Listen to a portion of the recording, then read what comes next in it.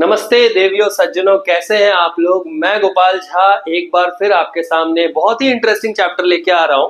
12th standard का पहला chapter chemistry का है solid state. Now solid state के बारे में जब हम पढ़ाई करने की बात करते हैं तो सबसे पहली बात यह आती है कि सर गैसियस स्टेट और लिक्विड स्टेट तो ऑलरेडी हमारा हो चुका है। सॉलिड स्टेट में ऐसा क्या खास है कि ये हमें पढ़ना पड़ेगा। तो पहली बात तो खास ये है कि 4 मार्क का क्वेश्चन आता है, ठीक है। और दूसरा बहुत ही इजी चैप्टर है, बहुत ही इंटरेस्टिंग चैप्टर है, तो शायद से आप लोगों को बहुत ही आसानी से समझ भी आए। पहली बात तो ये चैप्टर आराम से आप लोग याद रख सकते हो, ठीक है। स्टेट के बारे में हमें ये पता है कि this is a state of matter, state of matter. अभी भाई अपने को पता है कि मैटर क्या होता है। मैटर का मतलब होता है कि ऐसी चीज जो हमारे आसपास में है, जिसे हम टच कर सकते हैं, देख सकते हैं, जिसे हम स्मेल कर सकते हैं, सुन सकते हैं, ठीक है, वो सारी चीजें आ जाती है मैटर। तो मैटर को अपन केमिस्ट्री में ऐसा मतलब नॉर्मली हम लोग ऐसे बोलते हैं कि बहुत सारी चीजें हैं जो मैटर है, और केमिस्ट्री में उसको मैटर कहा जाता है, हर एक चीज को एक साथ में। तो it is a state of matter, ठीक है। दूसरी बात, इसके अंदर सॉलिड के अंदर जो भी चीजें होती है उन सारी चीजों को हम कहते हैं पार्टिकल। अगर मेरे पास एटम है तो भी पार्टिकल हो जाएगा, आयन है तो भी पार्टिकल हो जाएगा, और अगर मेरे पास कोई मॉलिक्यूल है तो भी पार्टिकल हो जाएगा। कुछ भी हो it will become particle, constituent particle. Constituent particle मतलब सॉलिड बनाने के लिए जिस चीज की जरूरत पड़ी है उसे हम कहेंगे कॉन्स्टिट्यूएंट पार्टिकल। नाउ इंपॉर्टेंट चीज पार्टिकल से ही डिनोट किया जाएगा, बिल्कुल भी मिस्टेक मत करना। ओके, नेक्स्ट इज, क्या आप लोगों को पता है कि स्टेट्स ऑफ मैटर में और कौन से स्टेट्स आते हैं। जितने भी स्टेट्स आते हैं प्लीज कमेंट कीजिए ताकि हम सबको पता चल सके कि कितने स्टेट्स होते हैं, ठीक है। फिलहाल हम लोग सॉलिड स्टेट के बारे में बात कर रहे हैं, बट ऐसा नहीं है कि सिर्फ सॉलिड स्टेट है, और भी बहुत सारे स्टेट्स हैं। तो और सबसे पहली चीज, सॉलिड स्टेट में इंटरमॉलिक्यूलर स्पेस बहुत कम होता है, ऑलमोस्ट ना के बराबर होता है। Next, inter molecular force of attraction, force of attraction बहुत ज्यादा होता है, ठीक है। Compare to liquid, compare to gaseous state, solid state का इंटरमॉलिक्यूलर स्पेस बहुत कम होता है और इंटरमॉलिक्यूलर फोर्स ऑफ अट्रैक्शन बहुत ज्यादा होता है, ठीक है। एक और चीज, जो इंटरनल एनर्जी होती है, इंटरनल एनर्जी होती है सॉलिड की, वो उसके गैसियस स्टेट और लिक्विड स्टेट से कम होता है। इंटरनल एनर्जी कम होता है compare to the liquid and gaseous state. Next, कितने टाइप के सॉलिड होते हैं। तो बेसिकली 2 टाइप के सॉलिड होते हैं। पहले टाइप को हम क्रिस्टलाइन सॉलिड कहते हैं। क्रिस्टलाइन सॉलिड का मतलब होता है ऐसा सॉलिड जो बहुत ही सभ्य सॉलिड है, ऐसा सॉलिड जिसको आप सॉलिड कह सकते हो, ऐसा सॉलिड जिसे ट्रू सॉलिड भी कहा जाता है। Crystalline solid is also known as true solid. दूसरा सॉलिड होता है जिसे बोलते हैं नालायक सॉलिड। अब एज अ स्टूडेंट भी हम देखते हैं कि 2 टाइप के स्टूडेंट होता है, एक अच्छा स्टूडेंट होता है और एक नालायक स्टूडेंट होता है, ठीक है। अच्छा स्टूडेंट कैसा होता है? अच्छा स्टूडेंट वो होता है जो सबकी बातें माने, सारे होमवर्क करके आए, है ना, जिसको जो बोला जाए वही किया करे, ठीक है। नालायक कौन होता है? नालायक अपने मन से चलने वाला इंसान होता है, ठीक है। नालायक किसी की सुन के लेता नहीं है। नालायक वो होता है जिसे जितना मन करे वो उतना ही काम करेगा। नालायक वो होता है जिसे, ठीक है। नाउ एनीवेज, अपन सेकंड वाला देखेंगे कि एमोर्फस सॉलिड, जिसे हम नालायक सॉलिड भी कहेंगे, at the same time we also call it pseudo solid. इसका दूसरा नाम है सुपर कूल्ड लिक्विड।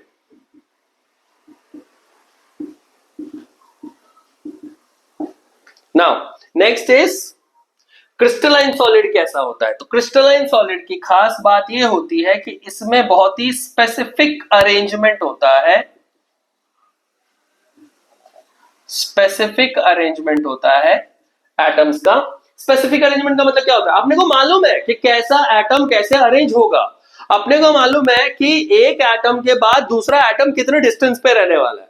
हमें पता है कि ये सारा का सारा अरेंजमेंट कहां तक चलने वाला है। क्रिस्टलाइन में होता है ये डेफिनेट स्ट्रक्चर होता है, बहुत ही ज्यादा प्रेडिक्टेबल होता है ये।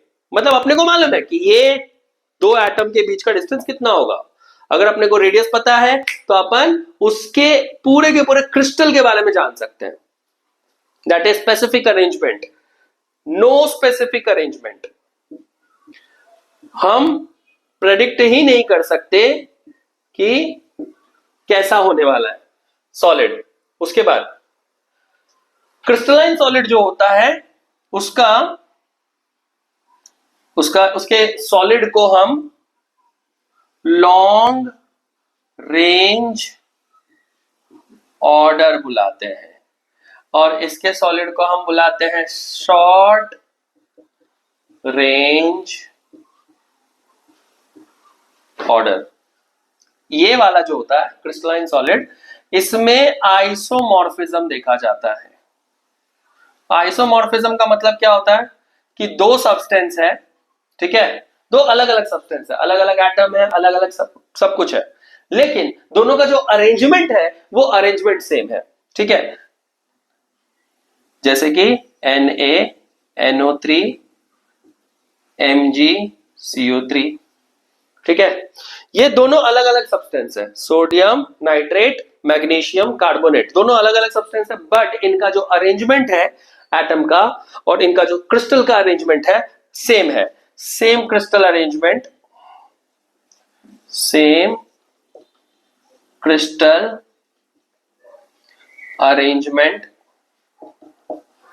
ठीक है, बट डिफरेंट सब्सटेंस। आइसो मतलब सेम, मॉर्फिज्म मतलब अरेंजमेंट या फिर शेप भी बोला जाता है। यहां पे आइसोमॉर्फिज्म नहीं पाया जाता। ठीक है, no isomorphism. Next is crystalline solid में पॉलीमॉर्फिज्म भी पाया जाता है। पॉलीमॉर्फिज्म, पॉलीमॉर्फिज्म का मतलब क्या होता है? तो पॉलीमॉर्फिज्म का मतलब होता है कि अगर एक ही सब्सटेंस अलग अलग अरेंजमेंट में पाया जाए, एक ही सब्सटेंस एक ही सब्सटेंस अलग अलग अरेंजमेंट में पाया जाए।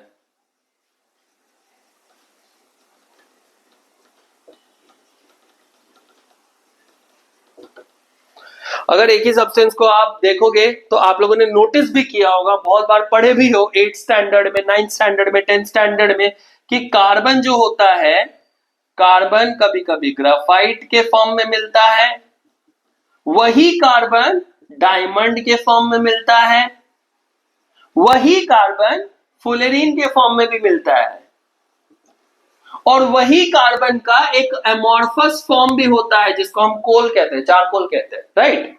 तो एक ही चीज अलग अलग पैटर्न में दिखे, अलग अलग अरेंजमेंट में दिखे, तो हम उसको क्या कहेंगे? पॉलीमॉर्फिज्म। ना, इस चीज को हम एलोट्रॉप भी कहते हैं। एलोट्रॉपी, इसका मतलब यह होता है कि एक सब्सटेंस अलग अलग फॉर्म में एग्जिस्ट करता है नेचर में। ठीक है, और भी कौन से ऐसे एलिमेंट है जो एलोट्रॉपी शो करते हैं, प्लीज कमेंट कीजिए। ठीक है, ताकि सबको पता चल सके कि आपको कितना अच्छे से टॉपिक समझ में आ रहा है ना। जिसको जितना अच्छे से टॉपिक समझ में आएगा वो उस टॉपिक को उतना ही ज्यादा एंजॉय करेगा।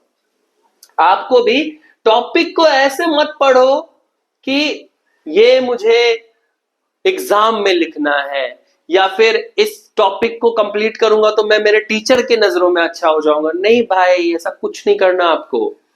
टॉपिक आपको सिर्फ और सिर्फ अपने आप को डेवलप करने के लिए सीखना है, ना कि एग्जाम के लिए सीखना है। अगर कोई भी स्टूडेंट ऐसा सोचता है कि नहीं मैं एग्जाम आएगा तो ही मैं टॉपिक स्टार्ट करूंगा, भाई बहुत बड़ी गलती कर रहा हो। तो आइए अगले टॉपिक पे जाते हैं। Next is anisotropy. ये बहुत लोग नहीं समझ पाते हैं, मतलब जो बच्चे इस चीज पे बहुत ज्यादा ध्यान दे देते ना, वो लोग नहीं समझ पाते इसके बारे में। एनआइसोट्रोपी ज्यादा ध्यान नहीं देना, कम ध्यान दो। ऐसा समझो, मान लो मेरे पास में एक अरेंजमेंट है एटम का, ये एक डेफिनाइट अरेंजमेंट है, इसका मतलब ये क्या है, क्रिस्टल है। अगर मैं इसके बीच का डिस्टेंस देखूं तो कम है, और इसके बीच का डिस्टेंस देखूं तो ज्यादा है। मतलब यहां से अगर मैं ऑब्जर्व करूंगा तो मुझे ज्यादा एटम दिखेंगे कम डिस्टेंस में, कम डिस्टेंस में ज्यादा एटम दिखेंगे। और अगर मैं ऐसे ऑब्जर्व करूंगा तो मुझे ज्यादा एटम नहीं दिखेंगे, कम एटम दिखेंगे ज्यादा स्पेस में। ठीक है, तो मतलब यहां से ऑब्जर्व करने पे अलग पैटर्न दिखेगा, यहां से ऑब्जर्व करने पे अलग पैटर्न दिखेगा। एनआइसोट्रोपी हमें इसके बारे में बताता है कि अलग physical property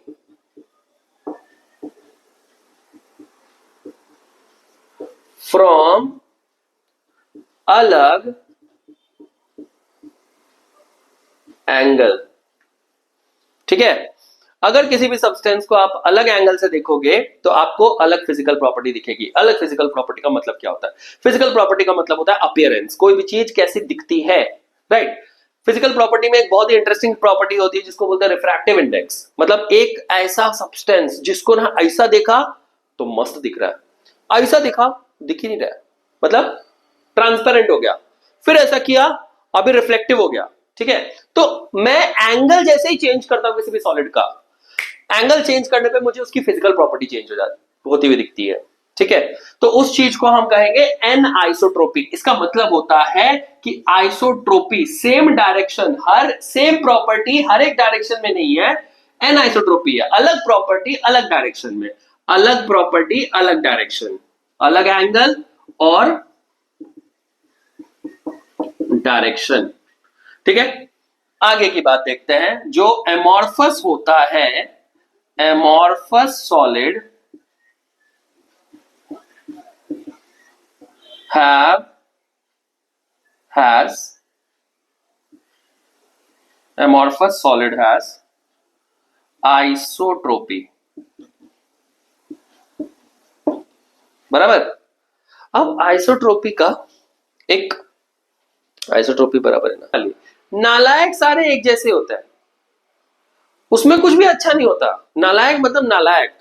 N amorphous solid क्या है? नालायक सॉलिड है। ये बोलता है कि भाई मैं चारों तरफ से आप ऑब्जर्व कर लो, आपको डिसऑर्डर ही दिखेगा, आपको ऐसा अरेंजमेंट दिखेगा जिसको आप प्रेडिक्ट ही नहीं कर सकते। ठीक है, और वही होता है एमॉर्फस। एमॉर्फस का मतलब जिसे प्रेडिक्ट कर पाना बहुत मुश्किल हो। ठीक है, अच्छा एक और चीज आपको बता देता हूं, बहुत ही इंटरेस्टिंग है। इंटरेस्टिंग एज इन काम आएगा आपको। दैट क्रिस्टलाइन सॉलिड जो होता है वो सॉलिड बनता है स्लो कूलिंग से। मतलब जगह बनाने का टाइम है। जैसे अगर एक मॉनिटर आ गया क्लासरूम के अंदर, वो बोला कि सारे बच्चों को बैठना है, तो वो टाइम लेगा थोड़ा सा, बट हर एक को हाइट वाइज बिठाएगा, स्किल वाइज बिठाएगा, पैटर्न वाइज बिठाएगा, राइट, बट टाइम लगेगा उसको। अब अगर मान लो क्लास में मस्ती चल रही है और मस्ती चलते चलते अचानक से टीचर एंटर कर दिया, टीचर के एंटर करते ही क्या होता है, जो जिधर बैठा है, जो जिधर खड़ा है वही बैठ जाता है। रूम के अंदर एंटर करते हैं, एंटर करने के बाद में क्या होता है, बच्चे कभी कभी एक दूसरे के ऊपर बैठ जाते हैं। ऊपर बैठने का मतलब क्या हो गया, उसको टाइम नहीं मिला प्रोसेस करने का कि भाई जल्दी जल्दी जल्दी जल्दी जहां मिले वहां बैठ जाओ। ठीक है, कुछ बच्चों को जगह नहीं मिलता है तो वो किसी के साइड में ऐसा जाके बैठ जाते हैं। तो अब अगर बहुत ही रैपिड कूलिंग हो रही है, पार्टिकल को टाइम नहीं मिल रहा है, तो सीधी सी बात है वो एमॉर्फस बनेगा। अगर उसको टाइम मिल रहा है, स्लो स्लो धीरे धीरे कूलिंग हो रही है, तो टाइम मिलेगा, अच्छे से अरेंज होके वो बैठेगा और वो क्या बनाएगा, क्रिस्टलाइन सॉलिड बनाएगा। तो ये था क्रिस्टलाइन सॉलिड और एमॉर्फस सॉलिड का डिस्टिंग्विश एंड डेफिनेशन। आगे देखेंगे कि क्रिस्टलाइन सॉलिड कितने टाइप के होते हैं। तो देखो बच्चों, अब हमें क्रिस्टलाइन सॉलिड के बारे में बात करना है। तो क्रिस्टलाइन सॉलिड में टाइप्स होते हैं कुछ, जिसमें पहला टाइप होता है जिसको बोलते हैं आयोनिक सॉलिड, दूसरा टाइप होता है कोवैलेंट सॉलिड, तीसरा टाइप होता है मॉलिक्यूलर सॉलिड, और चौथा टाइप होता है मेटालिक सॉलिड। ठीक है, अब सबसे पहले देखेंगे आयनिक सॉलिड क्या होता है। तो आयनिक सॉलिड या कोवेलेंट सॉलिड या मॉलिक्यूलर सॉलिड या मेटालिक सॉलिड से पहले आपको कुछ समझना होगा कि बेसिक्स क्या है इसका। ठीक है, अभी रट्टा मारना इजी है, ठीक है, समझना डिफिकल्ट है। क्यों? क्योंकि मुझे वो चीज टेक्स्ट बुक में नहीं मिलेगा जो इसको पढ़ने वाली चीज है। ठीक है, इसे समझने के लिए हमें 11th स्टैंडर्ड में जाना होगा वापस और समझना होगा। तो सबसे पहले समझते हैं कि टाइप्स ऑफ एटम कितने होते हैं। तो आप लोगों को पता है टाइप्स ऑफ एटम कितने होते हैं, कितने टाइप के एटम होते हैं। ठीक है, तो टोटल 4 टाइप के एटम होते हैं। एक एटम 4 टाइप का हो सकता है। वो मेटल हो सकता है, वो नॉन मेटल हो सकता है, वो मेटलॉइड हो सकता है, या फिर वो इनर्ट गैस हो सकता है। ठीक है, मेटल होगा तो क्या होगा? अगर कोई एटम मेटल है, इसका मतलब उसका नेचर इलेक्ट्रॉन डोनर का होगा। क्या होगा? इलेक्ट्रॉन डोनर का। अगर नॉन मेटल है तो उसका नेचर इलेक्ट्रॉन विड्रॉर का होगा।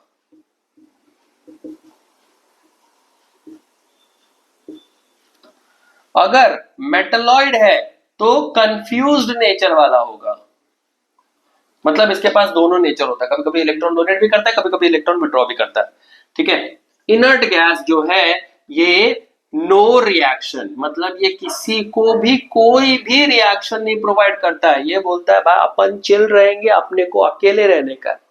ठीक है, क्यों ऐसा? इनको ऐसा लगता है कि इनके पास में ऑक्टेट कंप्लीट है और ये जरूरत नहीं है इनको किसी चीज की, तो इसीलिए ये निश्चिंत रहता है अपने में ना।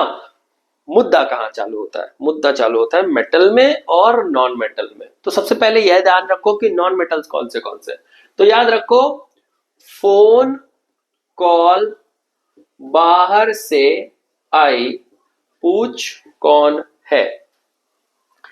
फोन कॉल बाहर से आई पूछ कौन है। Fluorine, oxygen, nitrogen, chlorine, bromine, sulphur, iodine, phosphorus, carbon and hydrogen, ये सारे नॉन मेटल्स है। इसके अलावा सेलेनियम एक नॉन मेटल है, बट उसका बहुत कम यूज होता है अपने केमिस्ट्री में। तो हमने फिलहाल जितने भी यूजफुल नॉन मेटल्स है वो सारे नॉन मेटल को मैंने यहाँ पे रख दिया है। इसमें सबसे पहले फ्लोरीन है। आप अगर नोटिस करोगे तो फ्लोरीन एक्चुअली पहले नहीं आता, पहले कार्बन आता है, या कार्बन से पहले हाइड्रोजन आता है। तो सर सीक्वेंस में क्यों नहीं लिखा आपने? क्योंकि ये वाला जो सीक्वेंस है वो एटॉमिक नंबर के हिसाब से सीक्वेंस नहीं है, ये सीक्वेंस इलेक्ट्रोनेगेटिविटी के हिसाब से है। तो अगर आप लोगों को इलेक्ट्रोनेगेटिविटी पता है तो एक बार कमेंट में यस कीजिए और बताइए कि क्या फ्लोरीन दुनिया का सबसे ज्यादा इलेक्ट्रोनेगेटिव एलिमेंट है।